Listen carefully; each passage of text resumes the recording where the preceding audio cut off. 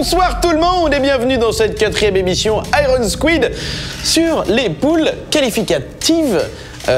Donc pour le tournoi, nous sommes sur la poule A comme après les trois émissions précédentes. Et donc dans la poule A, MKP, Puma, Todd, Boxer et Rhett se sont affrontés. Donc là, on va voir les dernières confrontations de cette poule A.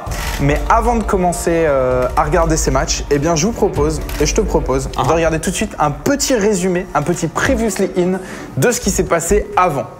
C'est maintenant.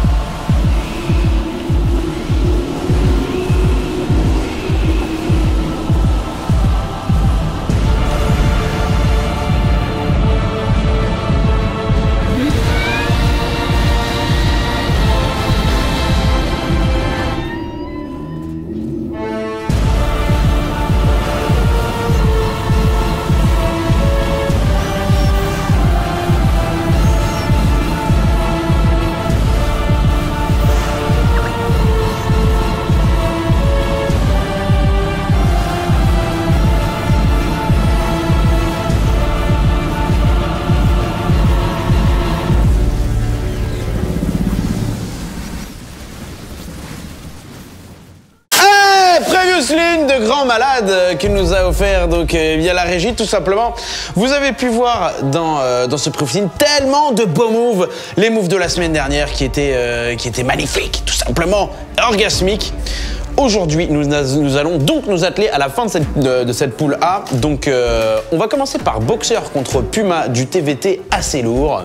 Je sais pas ce que tu en penses. Boxer contre Puma. Et alors pendant que les fiches vont progressivement, donc les fiches de ces deux joueurs vont progressivement s'afficher à l'écran. Boxer contre Puma, effectivement c'est deux très très grands joueurs. Un joueur donc deux Coréens. Puma que vous voyez à l'écran qui étrangement se révèle surtout aux USA. Donc c'est un joueur qui est un petit peu localisé, qui fait de bonnes performances uniquement aux États-Unis lors de la NASL. Voilà. Il est très bon à côté de ça, mais on va voir s'il est capable de rivaliser avec Boxer. Et là où ce match prend beaucoup d'enjeux, c'est que Puma et Boxer sont des candidats pour la première et la seconde place du groupe. Tout à fait, Puma qui a pour l'instant il a battu Todd et il s'est fait battre par Rhett et MKP. S'il arrive à battre Boxer, il aura 2 points. Donc il passera de 1 à 2 points, ce qui pourrait éventuellement le mettre au même niveau pour l'instant que... 2 points, c'est pas la garantie de se qualifier. Non, mais c'est le minimum. C'est la qualif pour un peu cheap quoi. Pour ce groupe, c'est le minimum. C'est ça. Puisqu'en fait, dans ce groupe, actuellement, on a Todd qui a 4 défaites et 0 victoire. Et les 4 autres candidats, donc Rhett, MKP, Boxer et Puma, se tirent un petit peu la bourre pour savoir lesquels des 4 seront les premiers et deuxièmes de ce groupe. Pour l'instant, effectivement, c'est MKP avec 2 points et MKP, Rhett et Boxer qui sont à égalité avec 2 points. 1 point pour Puma et 0 pour Todd malheureusement, pour le Frenchie. Donc tout est encore possible. Donc voilà, Puma contre Boxer, donc 1 point pour Puma, 2 points pour Boxer. L'enjeu est beaucoup plus dur pour Puma. Ensuite, on passera à Rhett contre MKP. Donc MKP, donc la machine qu'on a vu depuis le début de cette poule A rouler sur ses adversaires. Rhett qui a montré que quand il était en forme et qu'il arrivait à installer son jeu, il pouvait être redoutable même contre un boxeur. Donc je pense qu'on va voir tout est possible sur cette rencontre. Et enfin, on finira par Boxer contre MKP, Boxer contre Foxer, l'empereur contre le roi. Eh bien, on finira sur cette petite touche de poésie sur cette émission et on saura fatalement qui sont les 2 qualifiés pour la suite du tournoi sur les quarts de finale. C'est sûr que c'est une affiche que beaucoup de monde attend. Et je te propose de lancer la partie doucement. Tout à fait. Donc on va y aller. On va commencer doucement la partie. Alors, Puma contre Boxer, deux très très gros clients dans ce groupe qui vont devoir s'affronter. Et alors, on est sur Cloud Kingdom. Tout à fait, Cloud Kingdom, donc, qui est une map avec, avec pas mal de petits espaces, notamment par exemple à ce niveau pour défendre la B2, ou alors entre la B2 et la B3. Les pentes elles-mêmes sont, sont plutôt larges. Et pas mal de possibilités de run-by avec peut-être une petite escouade de marine à droite à gauche pendant qu'on drop. Voilà, multitasking quoi. Hein. Et donc voilà, Boxer donc, qui se trouve en bas de Cloud Kingdom en terrain rouge et Puma en haut à droite en terrain bleu. Est-ce que Ouais. Non, pour l'instant on a un départ, les deux joueurs qui se posent. Il n'y a pas grand chose à dire. Est-ce qu'ils vont choisir de partir sur Expand ou une stratégie agressive? Pour l'instant, effectivement, l'info n'est pas révélée.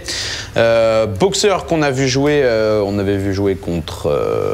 C'était contre Red qui avait montré de très très belles facultés d'adaptation, de retour dans la game contre Todd également, alors qu'une partie pouvait lui être un peu perdue. Il avait montré qu'il ne fallait vraiment pas vendre sa peau avant de l'avoir tué. Boxer ici qui pourrait encore une fois faire la surprise, même si c'est vrai que Puma on l'a plus vu sur des compétitions internationales, on l'a plus vu gagner, notamment donc les DreamHack et la DreamHack et la NASL, enfin deuxième à la DreamHack et les NASL. Donc à voir comment ça se goupille. Boxer au niveau du palmarès qui, bon alors, sans parler de son palmarès sur Broudoir, sur StarCraft 2, même s'il a fait un petit tour en GSL, n'a pour l'instant pas gagné de grosses compétitions type MLG, DreamHack, NASL ou IEM. Et non, il est surtout coach de son équipe, donc la Team Slayers. Et alors Boxer qui est parti sur un gaz qu'il ne mine qu'avec 2 VCS. Donc il va vouloir prendre une expand rapidement. Boxer, ah non, il s'en est servi, d'accord.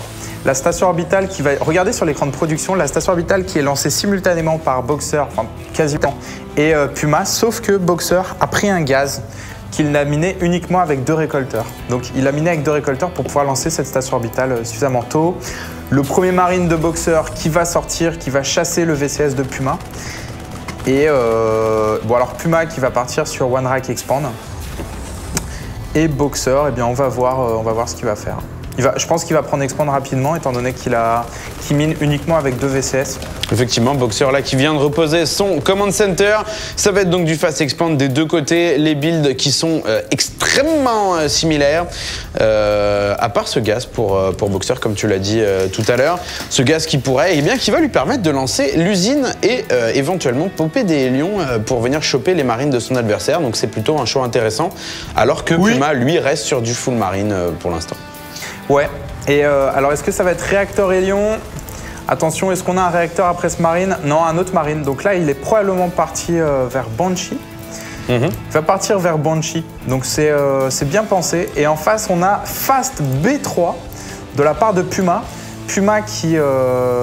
alors là, toute la question, c'est combien de baraques est-ce qu'il va rajouter? Et il a intérêt à en rajouter pas mal. Donc il va poser un bunker, ça c'est normal. Combien de baraques est-ce qu'il va rajouter? Parce que s'il ne rajoute pas de baraques, il pourrait se prendre pas mal de dégâts des Banshee de Boxer qui vont arriver dans sa base. Alors je pense que ça va être Banshee, hein. Pas de certitude, mais le laboratoire technique qui est en construction sur la baraque, ouais voilà, ça va probablement être Banshee. Et que dire du troisième centre de commandement posé par Puma? Très très tôt dans la partie, il n'a pas reposé Drax, il a direct reposé un bâtiment principal. Moi je pense que c'est une bonne idée. Parce qu'en fait... Il va pouvoir muler s'il arrive à sauvegarder ses bâtiments. Quand on regarde la troisième station orbitale, on pense souvent que c'est uniquement un coût de 550 qui va se rentabiliser avec des VCS et des mules. Mais en fait, c'est aussi du supply. Et c'est donc 10 de supply qui sont disponibles très tôt dans la partie. Et en fait, c'est très très très rentable de faire ces 10 de supply. Ça vous évite d'avoir à faire un supply. On rappelle qu'en Terran, un supply, ça coûte 120 en comptant le coût d'immobilisation d'un VCS et pas 100.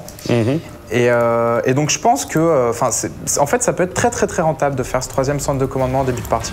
Effectivement, il va avoir, je crois que la deuxième mule rentabilise la station orbitale, c'est ça, ou la troisième? Bref, grosso modo en une... C'est la première. La première mule paye la station orbitale Et après, il faut rentabiliser le command center qui a coûté 400. Mais c'est un peu plus complexe que ça. Enfin, il y a d'autres données, par exemple. Est-ce que tu as saturé ton minerai? Est-ce que le fait de lancer cette station orbitale, ça t'a empêché de faire des VCS pour saturer plus vite ton minerai? Est-ce que ton minerai est déjà saturé? Donc c'est très complexe en fait, de voir quand est-ce qu'une troisième station orbitale se rentabilise. Mais bon, ce qui est sûr, c'est que plus on la pose tôt dans la partie, plus elle se rentabilise rapidement. Ça, je pense que tout le monde est d'accord. Et donc on va voir comment ça va se passer. On a chez Boxer le Flamme Bleue qui est recherché, une autre usine en production, donc ça va probablement partir. Mecha pour le joueur bleu, pendant ce temps, pour le joueur rouge, pardon. Pendant ce temps, Puma, lui, qui continue sur la bioball, premier maraudeur en production. Le bouclier des marines également qui est recherché. Donc on va avoir vraiment, et bien comme j'ai l'impression comme Puma contre MKP, mécanique contre biologique. Sauf que cette fois-ci, c'est Boxer dans le rôle du mecha, ce qui est plutôt d'ailleurs original puisqu'on avait plutôt l'habitude de le voir se démerder avec Medivac, Maraudeur et Marine et utiliser ses talents de multitask pour en faire une armée invincible, mais assez peu avec du mécanique. Ouais, et là, Boxer qui va partir à l'attaque et qui va attaquer avec Hélion Flamme Bleue. Donc ce ne sera pas Banshee, ce sera Hélion Flamme Bleue. Et ça va pouvoir infliger de gros dégâts. Les deux maraudeurs qui attendent. Ouh, la jolie micro-gestion de la part de Puma. Et en même temps, du focus. Oh, le focus des mules. Non, pas de mules qui sont tombées. Je suis pas sûr qu'il y ait eu de kill. Et alors, malheureusement, il n'a pas bien profité de l'effet de surprise. C'est dommage parce que s'il avait droppé en haut, il aurait pu infliger beaucoup de dégâts. C'est vrai qu'il y a une part de hasard là-dessus, une part de pas de bol. Bah, Puma était préparé. Hein. Bah, il a droppé là où il y avait les maraudeurs. Et Puma qui a été bien inspiré. En fait, il a fait un scan et il a défendu au bon endroit. Et résultat, Puma qui se retrouve devant à 46 récolteurs et 3 mules. Donc tout va bien. Effectivement, tout va bien pour le joueur bleu. Le harass de Boxer qui n'a pas été fructueux. Vous avez pu voir néanmoins la micro-gestion des lions qui n'était pas dégueu. Et un Puma qui attend son adversaire qui est chaud. Quelques marines ici pour défendre ce nouveau drop. Le dropship, attention, qui va passer au-dessus de la tourelle lance-missile et qui s'en va finalement. Et le scout de Puma qui va. Puma qui est plutôt aveugle en ce début de partie. Il a très peu de map control. Il ne voit pas les drops venir. Il ne voit pas le milieu de la map. Donc c'est probablement quelque chose qu'il va chercher à récupérer plus tard dans la game. Le push de Puma qui ne devrait pas se faire attendre. On a le +1 d'attaque qui est bientôt fini.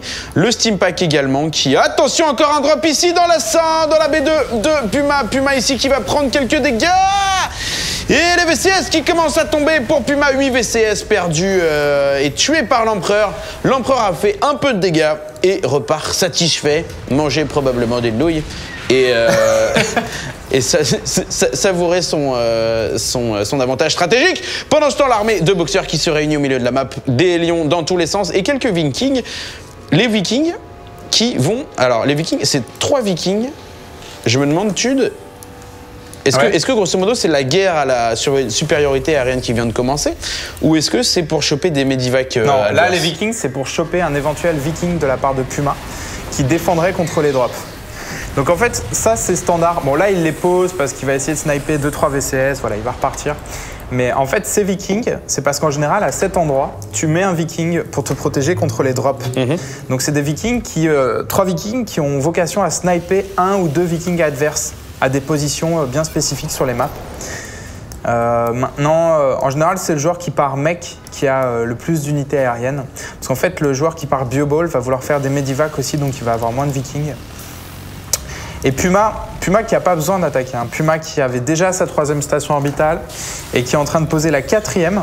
Effectivement, un endroit un petit peu saugrenu au niveau du nord de la map. Pendant ce temps, donc la B3 qui commence à miner. Boxer, lui, qui n'est que sur B2, mais qui a une armée qui commence à faire peur. 137 de population pour le rouge, 117 pour le bleu. Et au niveau de la composition et des ressources investies dans l'armée, on a quand même 1000 de minerais de plus et 600 de gaz de plus pour l'armée de Boxer, alors qu'aucun affrontement n'a eu lieu. Toutes les unités sont sur la map pour l'instant, pas d'unités perdues. Donc une composition beaucoup plus gas heavy, comme on dit, et beaucoup plus technologique, donc beaucoup plus de DPS possible de la part de Boxer. Ouais, donc la partie qui se pose, il n'y a pas grand chose à dire. Voilà, le map control qui est donné au joueur qui fait bioball. Et Boxer qui reste très longtemps dans sa base. Il a son son 3e centre de commandement. Et Puma qui vient de lancer 2 nukes dans ses 2 académies fantômes. Alors là, on va commencer à rigoler parce que les nukes sur les tas de tanks qui sont en mode siège, eh bien, c'est juste le contre parfait si c'est bien géré pour dessiéger les tanks adverses et après pouvoir les choper avec la bioball. Je suis extrêmement curieux de voir comment est-ce que Puma va les utiliser. J'ai oublié un verbe, non? De voir comment est-ce que Puma... Non, c'est bon. Va les utiliser. C'est ça. J'ai dit, très curieux de Puma les utiliser. Bref. C'est 15h, c'est le matin, détente. Et donc on va avoir les ghosts et des nukes. Et ce qui me paraît être un très très bon choix de la part de Puma. Ouais, donc voilà, doucement, doucement, Boxer qui va prendre position. Après, il y a quelque chose qui a été bien senti de la part de Puma, c'est en fait il a vu, donc il a scanné que Boxer partait sur mec. Il a senti que Boxer allait prendre sa B3 tard, donc allait arriver à 200 de pop tard, donc aller camper dans sa base, et donc qu'il y aurait moyen de rentabiliser des nukes. Mais là, il va passer à l'attaque avec sa bioball, il va tout perdre. Oh, c'est dur. Ah, le gros get back, comme tu l'as dit ici, la bioball de Puma qui a pris tellement cher. Et pendant ce temps, un nuke ici, un ghost ici qui est venu, probablement poser une nuke. La première nuke qui a été posée par Puma pendant ce temps, c'est les lions les vikings de Boxer qui sont à la chasse judicieusement scannés par Boxer. Boxer est prêt, hein. Il a vu la première nuke maintenant, il sait que c'est dans l'arsenal de son adversaire, une autre nuke qui est relancée maintenant. Et 4 centres de commandement en construction chez Puma. Ah, full macro là, effectivement, là c'est sur toute la map. Puma qui se décide à partir en mode full macro. Et je pense qu'il sent qu'il va perdre des unités. Et il se dit, voilà, il faut que je bénéficie de ma mobilité pour poser des CC dans toute la map. Et à terme, eh bien, rendre fou mon adversaire qui est si lent. Ouais, mais ouais, voilà, donc il va lancer pas mal de maraudeurs. Il a beaucoup de baraques. Et non, c'est pas mal, hein. C'est bien joué de la part... En fait, cette partie, c'est la guerre au centre de commandement. Si tu peux regarder la barre de production, tout le monde fait 50 centres de commandement. Je peux en faire plus que toi. Effectivement, on dirait que c'est une... Mais en tout cas, la Puma gagne légèrement quand même. Hein. 1, 2, 3, 4, 5, 6, 7, 8, 9 centres de commandement pour Puma. La Boxer va sortir, mais la question... Là, la façon dont il va effectuer son push va déterminer l'issue de cette partie, en fait. C'est dans quelle direction est-ce qu'il va push. Et donc, quel aspect de sa base, quel côté de sa base est-ce qu'il va laisser vulnérable à une contre-attaque de la part de Puma? Pendant que la bioball de Puma, voilà, le mode siège, il se prend quelques shoots. Mais ça pour l'instant, ça va pour Puma, hein, parce que Puma localise l'armée de son adversaire. Et il va pouvoir contre-attaquer à un autre endroit. Ah bah c'est tout ce qu'on lui souhaite, hein, puisque là, avec autant de tanks, les Vikings et les Lions Flammes Bleues, eh bien, ça va être très très difficile de l'affronter en frontal. Il faut une nuke, hein, concrètement, pour stopper tout ça. Bioball, Medivac, ça ne va pas suffire. Puma qui se retrouve avec une armée devant sa base, une nuke qui est posée. Oh là là, c'est pas... Oh là là, oh là là, oh non, oh non, oh non, oh non. Oh là là, le ghost qui a été supprimé finalement, heureusement pour Boxer, un scan chanceux. Oh là là, on n'est pas passé loin de la catastrophe. Et pendant ce temps, Puma qui s'est fait laminer tout simplement son armée. 132 pop contre 200. Boxer qui ne perd aucune troupe pour l'instant. Voilà, une nuke ici qui est venue dire attention coquin, je suis là, je suis armé. Et Boxer qui va récupérer probablement ses 10 maraudeurs ici et se débarrasser de l'armée de son adversaire. Puma qui se retrouve avec une armée de centre de commandement du coup. Ouais, donc il a beaucoup de ressources, mais est-ce qu'il a suffisamment de baraques pour épuiser tout son minerai? Je ne suis pas sûr. Je ne suis pas sûr. Il a que 9 baraques. Et Boxer qui essaye de se frayer un chemin. Il va pas tarder à lancer une forteresse planétaire probablement dans sa B3 pour la défendre. Les tanks qui se mettent en mode siège près de cette B4 de Puma. Mais on sent Puma pas si menacé que ça, quoi. Non, bah effectivement, il a ses 60 000 centres de commandement, il peut très bien reposer ses bases, mais le problème de Puma, c'est quand Boxer arrivera dans les bâtiments de production et que là, eh bien, il ne pourra pas juste faire « Hey, regarde une autre base en haut à gauche ». et il va perdre tous ces bâtiments, c'est un problème. Donc voilà, on a un push ici, un run by de Elion légèrement successful en haut à gauche qui va prendre quelques récolteurs. On est maintenant à 16 récolteurs tués par Boxer contre 7 par Puma. Puma qui continue sur Marauder, Marine et Ghost. On est à, alors combien de Ghost? On est à 1 Ghost pour le joueur bleu. Donc, alors c'est pas énormément de Ghost. C'est vrai qu'on aurait pu... je sais pas, il a combien de Ghosts à lancer? Il a 3 nukes à lancer. Peut-être que c'est la solution, balancer 3 nukes à la fois. Attention, balance dans Puma qui passe à l'attaque sur les tanks en mode siège. Il a su se protéger des premières salves et j'ai l'impression que Puma est en train de rebooter son adversaire. Tous les lions qui tombent, les tanks au sol, le +3 en armure qui est recherché. Puma qui fait du dégât et qui ramène son adversaire à son niveau de population. Malheureusement, une petite colonne de tanks qui se faisait chier en bas de la map revient et va remplacer probablement la première. Mais voilà, Puma qui nous apprend que sa composition, quand elle est bien gérée et quand il arrive à bien engage son adversaire, eh bien il peut tout à fait combattre en frontal, plus les nukes. Bref, l'issue de cette game est extrêmement incertaine. Ouais. Et il y a quelque chose d'intéressant, c'est qu'en fait, il a tellement de stations orbitales que ça lui permet de miner. Voilà, il a 7 stations orbitales. Puma, donc, ça lui permet de miner de façon provisoire un emplacement de la map et ensuite de soulever sa station orbitale et d'envoyer ses mules à l'autre bout de la map. Et c'est ce qu'il fait depuis le début de la partie. Et en fait, il n'a plus besoin de VCS et ça lui donne une récolte vachement mobile et qui n'est pas localisée. Donc c'est très très bien pensé de la part de Puma. Effectivement, on a la base en haut à gauche ainsi que la base à droite qui sont munées que par des mules.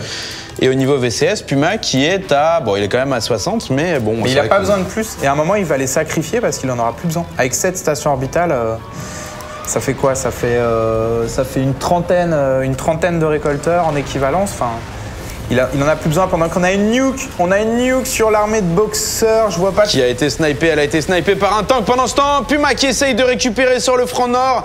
Et Boxer qui trône avec ses 1000 tanks. Puma qui n'arrive toujours pas à balancer de nuke. Mais bon, c'est pas évident quand t'as un tank et une tourelle et un scan de planquer un ghost. Donc c'est pour ça, peut-être que d'en balancer plusieurs à la fois sur plusieurs angles, ça pourrait être une solution. Mais en tout cas, la pression est là. Boxer sait qu'il ne peut pas rester sur ses acquis et sur ses tanks. Il faut qu'il soit constamment vigilant sur la présence ou non de nukes sur son armée. Donc probablement une petite pression psychologique en plus. Ouais. Et il ne recherche pas... Il ne recherche pas le +3 d'attaque pendant qu'on a une nuke sur la forteresse planétaire de Boxer. Il ne recherche pas le +3 d'attaque.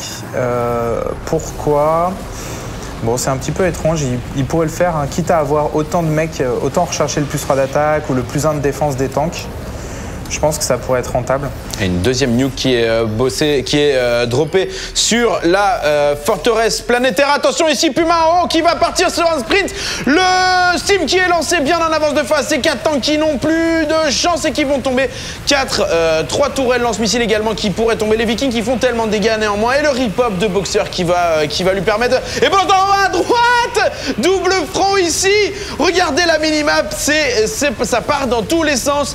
Puma qui se fait sniper également et qui a tenté une nuke, alors un move de nuke pour peut-être attirer son adversaire vers le sud. Puma qui continue avec ses maraudeurs ici, peut-être choper des unités. Et un run-by de Elion qui fait beaucoup de dégâts, 22 récolteurs tués par l'empereur pendant ce temps au milieu de la map. C'est l'armée de Puma qui continue et qui est planquée sous le requin chelou et qui va probablement rentrer à la maison. Là, il y a quand même beaucoup de tanks répartis sur la map. On voit le nombre de tourelles de détection. Hallucinant, toute la map est vue. Hein. Ouais, mais Boxer qui est sous pression. Alors là, j'avoue, il y a tellement de tourelles de détection. On va se mettre dans la vue de chacun des deux joueurs parce qu'en fait, il y a des tourelles à chacun de ces deux joueurs. Donc voilà, ça ne vous aide pas du tout. Voilà, ça c'est la vue de Puma. Et mets-toi dans la vue de Boxer. Voilà. Effectivement. Bon, bref, on va dire qu'ils ont le map control total. Ils voient quasiment autant de choses que nous, les observateurs. Mais Boxer qui va être dans une situation peu cavalière parce qu'il a plus de minerais dans sa B2, plus beaucoup dans sa B3.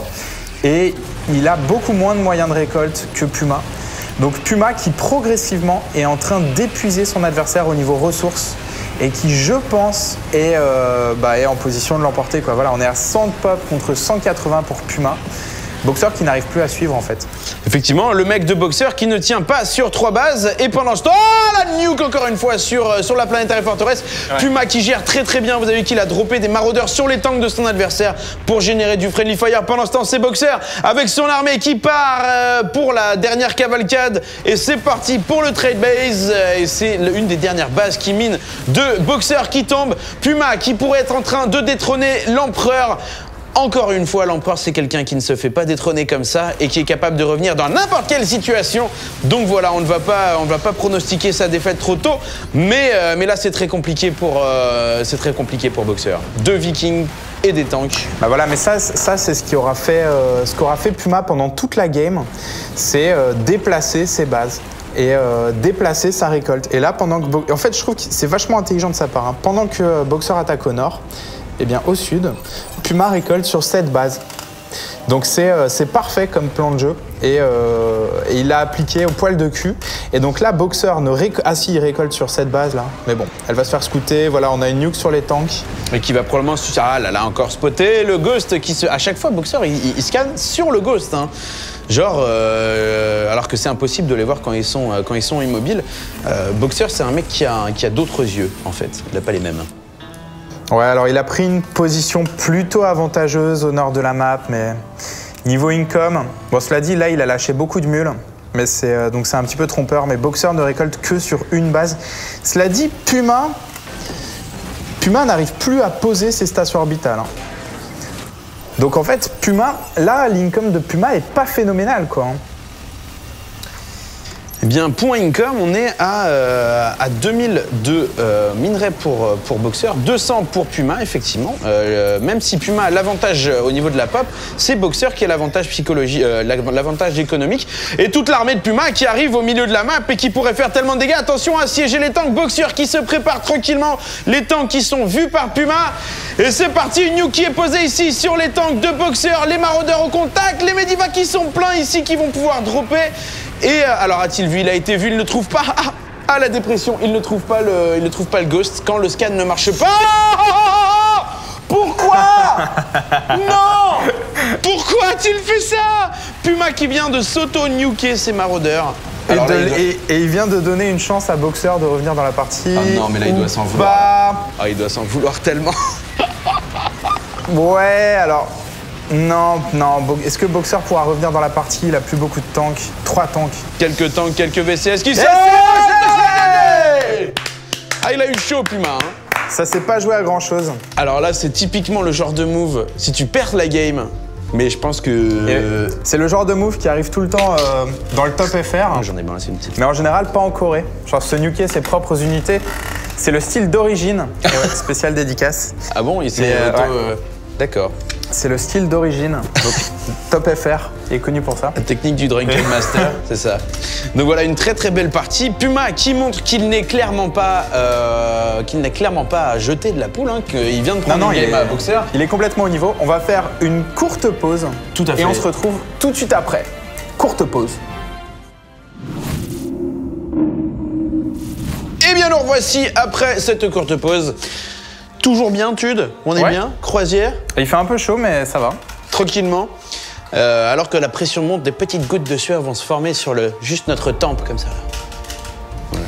Ouais, et donc on va partir sur la seconde partie entre Puma et Boxer. Puma et Boxer, donc 2 énormes pointures. On a vu dans la première partie la victoire de Puma sur une composition assez intéressante. Donc Bioball, Ghost et Nuke. Contre un Boxer en full mecha, en mode ultra solide. Cependant, Boxer qui n'a pas eu le boost économique nécessaire et la mobilité et qui s'est fait complètement entourer par les command centers de Puma et voilà. Donc voilà, la partie qui est lancée, on est sur Terminus Re. Pourtant la stratégie de Puma qui était bien pensée, je trouve. Mais, et d'ailleurs qui a payé à la fin, même s'il s'est fait un petit peu peur. Donc, on va partir sur cette seconde manche entre Boxer qui joue en terrain rouge à gauche de la map et Puma en terrain bleu à droite de la map. Donc voilà, Terminus Re, une map assez grande, majoritairement contrôlée par ces 4 tourelles Xel'Naga qui vont dans cette partie être d'une importance cruciale pour le placement des tanks, etc. Donc celui qui tient le centre, en tout cas, bon alors il n'a pas gagné, mais en tout cas il aura voilà, une vision sur tout ce que fait son adversaire et il saura quand se déplacer et faire ses pushes. Donc je pense vraiment que le centre va être le point stratégique de cette game. Cependant, on pourrait voir aussi, comme Boxer le fait souvent, le multi-drop, donc avec soit dans des bases différentes, soit 3 ou 4 medivacs remplis d'unités qui arrivent directement dans ta base. Donc tout est possible sur cette game. A noter d'ailleurs que Puma a 1 point de moins que Boxer dans la poule et que donc résultat il a un petit peu plus de pression pour gagner. Ouais, alors on va avoir Gaz First chez Puma et on a un build standard avec Gaz chez Boxer. Boxer qui récolte avec 3 récolteurs cette fois. Donc il ne va pas partir a priori sur un fast CC. Donc les 2 joueurs qui vont jouer agressif. Second Gaz très rapidement pour Boxer. Le truc c'est que ça peut vouloir dire beaucoup de choses en fait. Ce second gaz très rapide.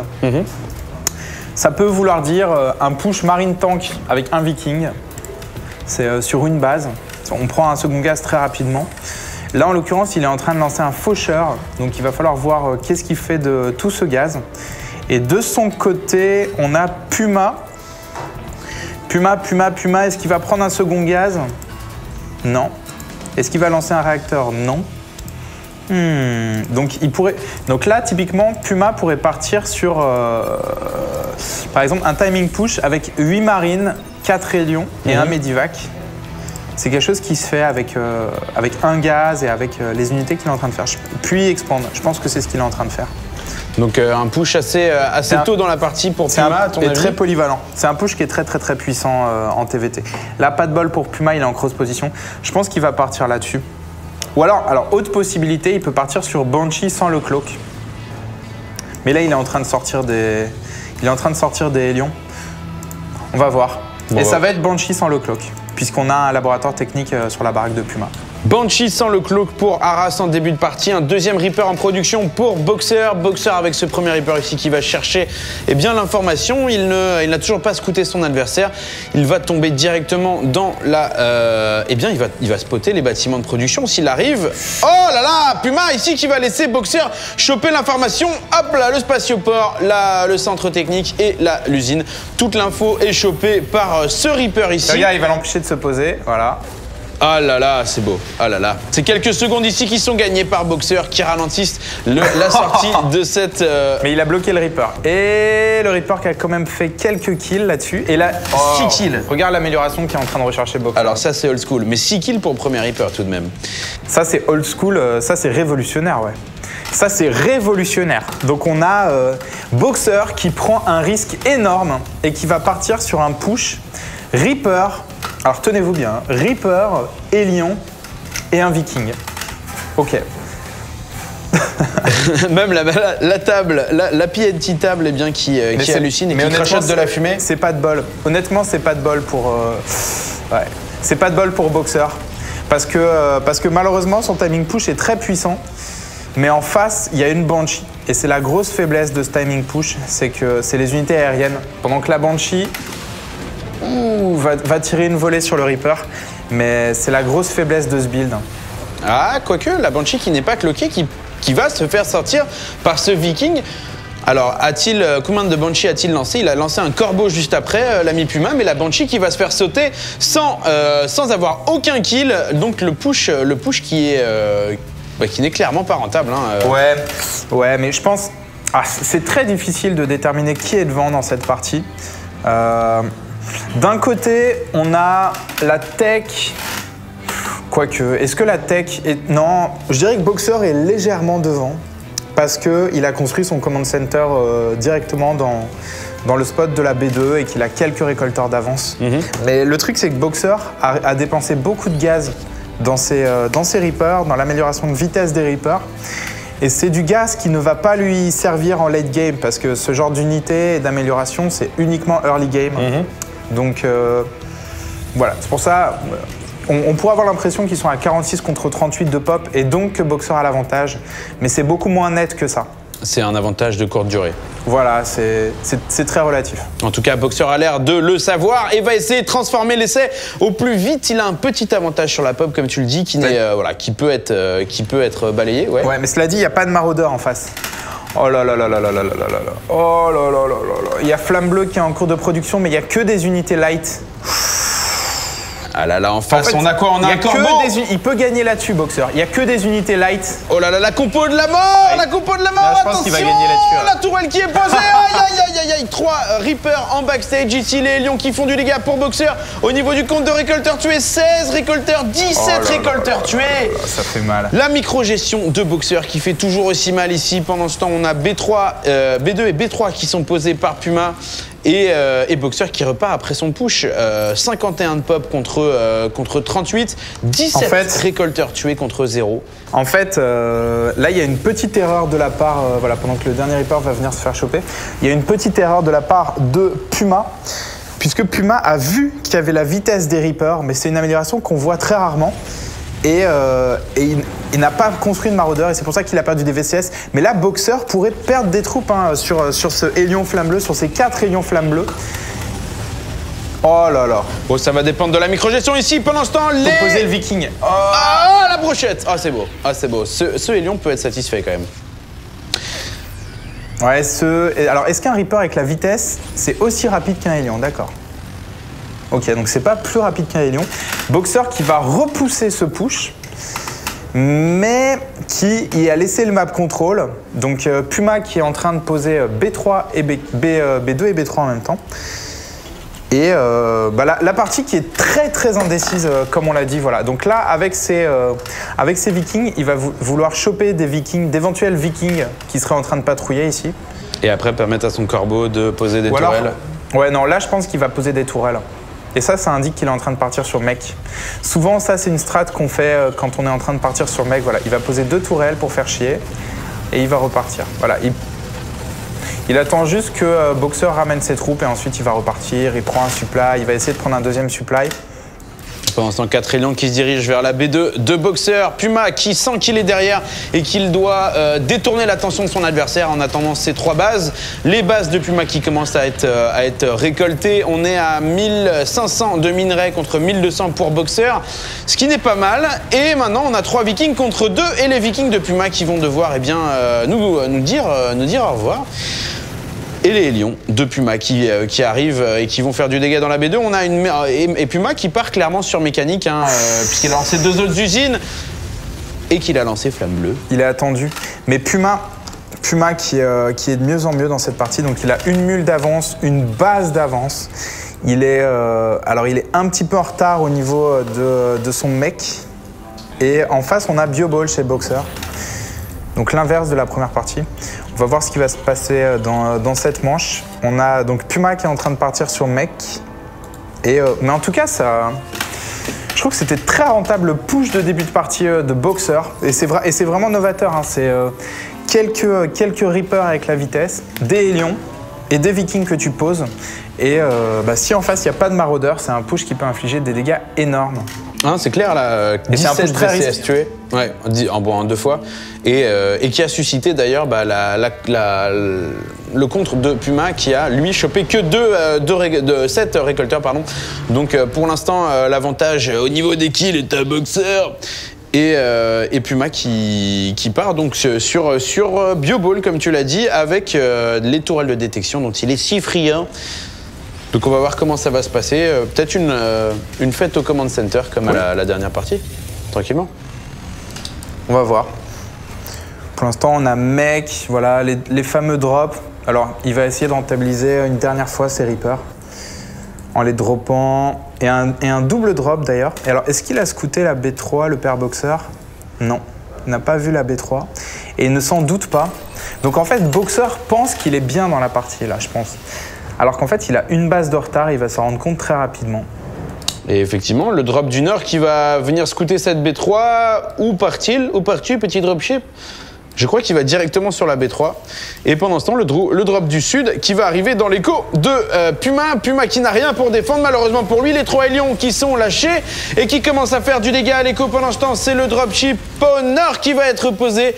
Alors là, par contre, ça pourrait faire beaucoup de dégâts. Le multitask de Boxer qui pourrait tuer son adversaire dans l'instant. Ah là là là là, les VCS qui sont repartis dans la main. On a pendant ce temps 29 récolteurs tués. Donc 12 récolteurs tués de plus que tout à l'heure. Un double push qui a été très très très fructueux.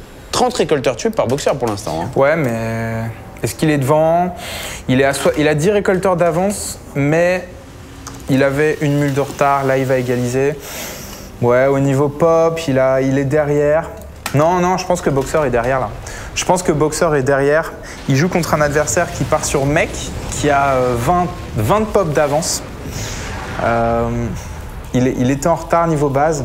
Je pense que Boxer est derrière. La seule chose qu'il a, Boxer, là, c'est un peu de map control, mais il a même pas le map control total, puisqu'il y a cette Xel'Naga qui est prise par cette Xel'Naga. Pendant qu'on entend du métal en régie. Cette Xel'Naga qui est prise par Puma. Donc non, il est pas devant. Il est derrière la Boxer. L'Empereur va-t-il être capable de revenir dans la partie? Et c'est un problème parce que il y a déjà 0 à 1. Il a besoin de gagner cette game pour assurer la victoire, tout simplement.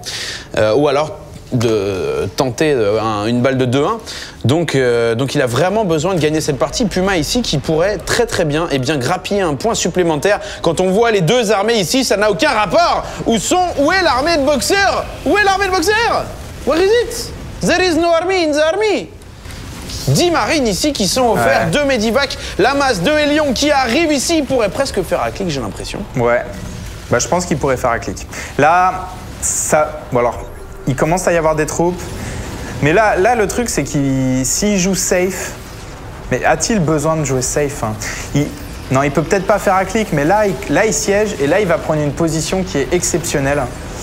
Et là, Boxer est dans de mauvais draps. Boxer est dans de sales draps.